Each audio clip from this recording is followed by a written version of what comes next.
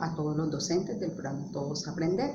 Mi nombre es Yolima Cadena, tutora del programa, y hoy les voy a hablar de los principios y elementos del proceso de evaluación en los materiales PRES y entretextos. Estos son los materiales que el programa entrega a estudiantes y docentes. El módulo está concebido desde los momentos que promueve el Ministerio para la planeación de aula. En este video vamos a desarrollar el momento de la estructuración a partir de una conceptualización de referentes relacionados con los procesos de evaluación presentados en el material, los libros PRES y entretextos. La evaluación tradicionalmente ha sido asociada solo a la acreditación del sistema educativo. Hoy en día la evaluación formativa tiene un potencial de informar hacia dónde van los estudiantes con respecto a sus aprendizajes, en dónde se encuentran, cómo llegar, a dónde deben llegar. El autor Tiburcio menciona varios elementos centrales en la evaluación formativa, como son las progresiones del aprendizaje, la participación de los estudiantes y la retroalimentación. La progresión del aprendizaje, expresada textualmente por el profesor Tiburcio, dice: las progresiones del aprendizaje proporcionan la gran foto de lo que debe ser aprendido. Aquí se encuentran las metas de aprendizaje, de desempeño. Estas progresiones de aprendizaje nos permiten llegar al segundo elemento, que es la participación de los estudiantes. Ellos son los participantes activos con sus profesores, comparten las metas de aprendizaje, para qué estoy haciendo esto, qué es lo que voy a aprender, y a partir de estos conocimientos ellos pueden monitorear sus aprendizajes. El tercer elemento, la retroalimentación, la cual tiene que ver no solo con el trabajo de los estudiantes, sino que también podamos obtener retroalimentación sobre las estrategias pedagógicas que estamos proponiendo. Estos elementos nos permiten direccionar el trabajo, contar con el apoyo de los padres de familia, porque ellos conocen las metas y pueden guiar el monitoreo de los aprendizajes. El currículo se transforma a través de la retroalimentación que recibimos, mejorando con ellos las estrategias pedagógicas como son las guías.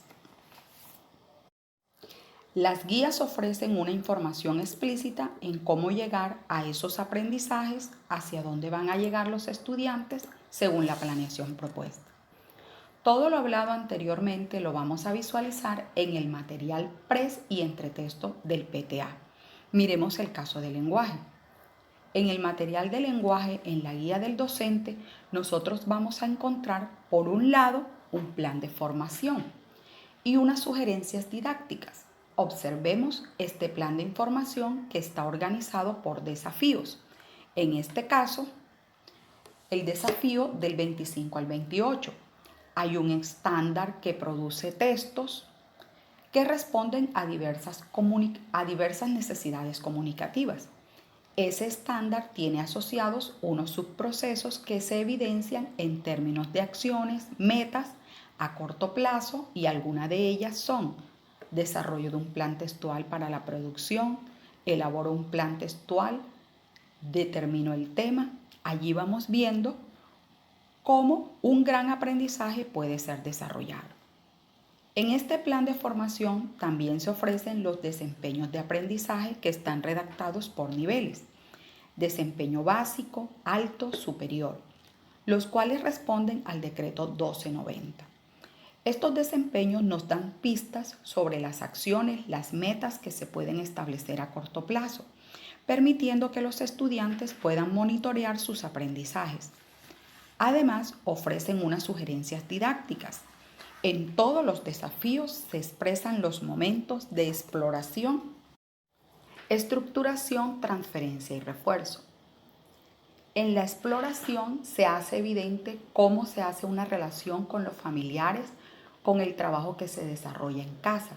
Nuestra tarea va a ser que, reconociendo el material en su potencialidad para la evaluación y las estrategias pedagógicas, podamos acompañar a los docentes en el diseño de las acciones de la flexibilización curricular.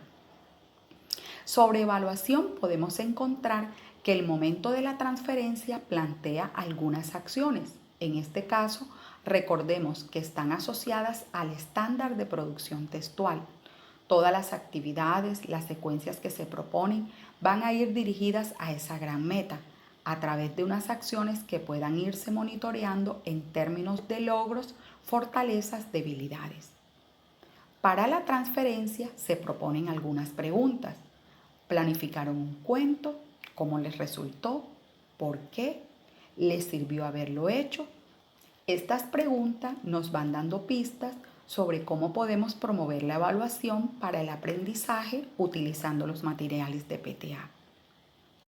Hay que resaltar que aunque la transferencia se encuentra al final del texto, no quiere decir que la evaluación se da al final, sino desde la etapa de exploración hasta el refuerzo se da el proceso de evaluación en una guía.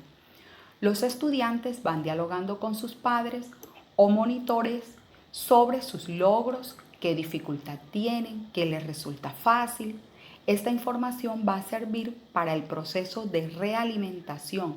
Aquí se evidencia el proceso de evaluación en los materiales de lenguaje.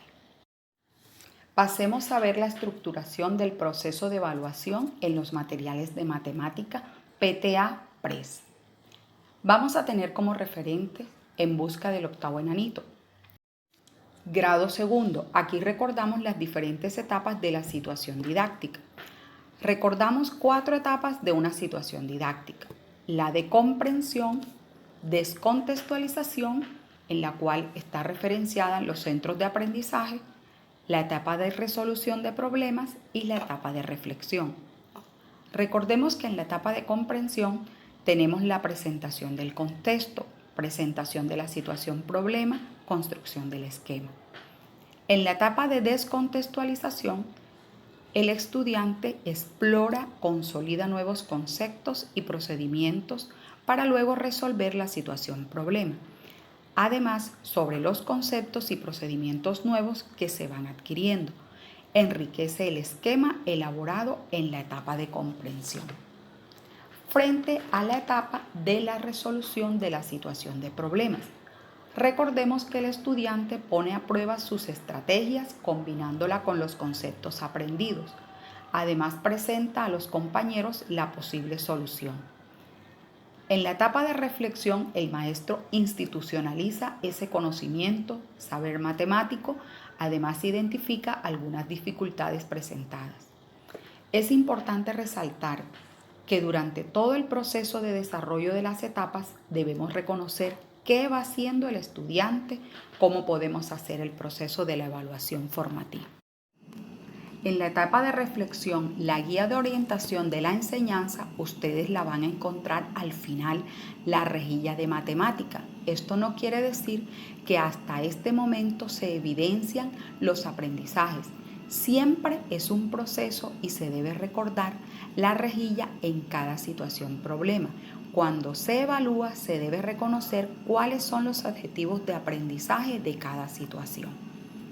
En este caso, el ejemplo, En busca del octavo enanito, tenemos unos objetivos relacionados con el pensamiento numérico y el pensamiento espacial. Luego identificamos la rejilla que se nos presenta al final. Voy a presentar la rejilla de evaluación que se encuentra en el material PRES. En la rejilla encontramos diferentes elementos. El primero, la comprensión. Nos refiere que el estudiante comprendió e interpretó adecuadamente los siguientes elementos del enunciado. Esto hace referencia a la etapa de comprensión. Cuando presentamos al estudiante toda la situación problema, él se familiariza, construye el esquema sobre estas acciones, que son 7. El maestro, a través de la retroalimentación, observación directa, puede ir evidenciando en qué nivel se encuentra el estudiante. Observemos que en la parte de abajo aparecen los criterios de comprensión, unos niveles A, B, C, D, E, con un puntaje asignado en cada nivel. Ese puntaje se asigna por nivel. El nivel A tiene un puntaje de 40, cuando el estudiante ha demostrado que ha realizado estas 7 acciones. En el nivel B, si hace 5 o 6 acciones. El puntaje Los niveles son de manera descendente, a menos nivel, menos acciones muestra el estudiante. A su vez, en este espacio de reflexión se evidencian algunas recomendaciones para el maestro. ¿Qué debe hacer el maestro para que el estudiante logre el nivel A o B? Ahora vamos a movilizar conceptos y procesos. Esto significa que el estudiante ha logrado un aprendizaje de un concepto y un proceso matemático. Lo pone en juego en el momento de la resolución del problema. Aquí se evidencian las etapas de descontextualización y resolución de la situación problema. Aquí hay 6 acciones, está en el nivel A y se le asigna el puntaje 40 en relación con comprensión y movilización de conceptos y procesos. Lo mismo el nivel B si son 5 acciones y así sucesivamente. Ahora notemos algo distinto en el espacio de movilización de conceptos y procesos. Los primeros hacen referencia, así el estudiante recurre a los conceptos y procesos matemáticos para la solución de la situación problema. Si usa esos conocimientos que adquirió en la etapa de descontextualización, y en la segunda parte nos manifiesta si el estudiante produce una solución exacta o con pocos errores dependiendo el nivel. Por ejemplo, en el nivel A nos dice que el estudiante recurre a procesos y conceptos matemáticos requeridos para la situación, es decir, hace uso de ellos y además que produce una solución con algunos errores conceptuales o de proceso. El último apartado hace relación a cómo el estudiante explica los elementos de solución a la situación problema. En este caso sería en busca del octavo enanito. Ya cambia el puntaje. Cuando está en el nivel A, el estudiante muestra evidencias apropiadas y claras de su procedimiento. Esto lo hace cuando socializa, presenta una solución en equipo o individual. En este apartado, los puntajes varían para cada nivel de manera descendente. Si un docente quisiera saber el total de cada nivel, en el nivel A 40, 40 y 20, suma 100. En el nivel B 80, suma 80 y así sucesivamente. Ustedes dirán, si el estudiante tiene unos puntajes en el nivel A, otros en C, en D, necesariamente el maestro en su proceso de evaluación formativa debe hacer las intervenciones necesarias sin darle la respuesta, porque la idea es que el estudiante sea autor de su propio conocimiento para guiarlo y orientarlo y logremos que el estudiante esté en los niveles superiores.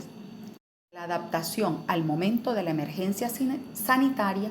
Consideramos importante que se haga un proceso de autoevaluación para el estudiante y las acciones deben redactarse al nivel de los niños según su edad y su nivel de comprensión.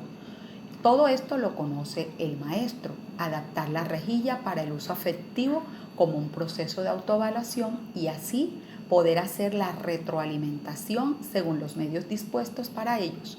La estructura es igual para todos los grados, lo que cambia son las secciones. Muchas gracias.